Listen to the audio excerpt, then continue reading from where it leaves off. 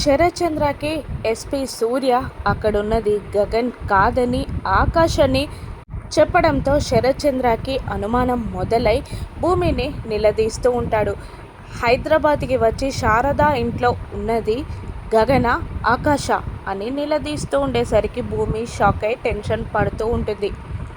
కానీ భూమి సమాధానం చెప్పేలోపే అపూర్వ అందుకొని ఇప్పుడు భూమి మాత్రం నిజం చెప్పుతుందన్న గ్యారెంటీ ఏంటి?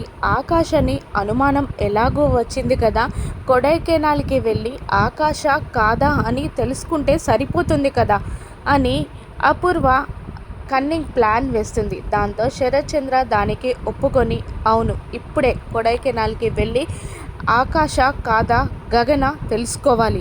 భూమి నువ్వు కూడా మాతో పాటు కొడైకెనాల్కి రావాలి అనగానే భూమి మళ్ళీ షాక్ అవుతుంది. సూర్య కోపంగా చూస్తూ ఉంటాడు.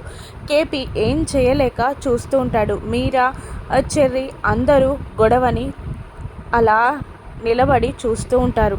వినబడిందా భూమి, నువ్వు కూడా మాతో పాటు కొడైకెనాల్కి రావాలి అని అనగానే అలాగే నాన్న, నేను వెళ్ళి బట్టలు సర్దుకొని వస్తాను అని అంటూ రూమ్లోకి వెళ్ళి వాష్రూమ్లోకి వెళ్ళి డోర్ క్లోజ్ చేసి ఆకాష్కి కాల్ చేస్తూ ఉంటుంది భూమి. భూమి కాలింగ్ అని చూసేసరికి ఫోన్ లిఫ్ట్ చేయడానికి టేబుల్ దగ్గరికి వెళ్తూ ఉంటాడు ఆకాష్. అప్పుడే వెనకాల నుండి తారా వచ్చి ఆకాష్ని గట్టిగా వాటేసుకుంటుంది. దాంతో చాలా హ్యాపీగా గాల్లో తేలిపోయినట్టు ఫీల్ అవుతూ ఉంటాడు ఆకాష్.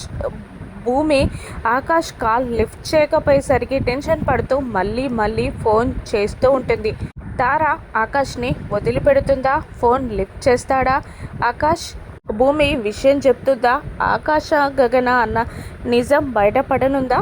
అసలు గగన ఆకాశ రానున్న ఎపిసోడ్స్లో చూద్దాం. Thank you for watching.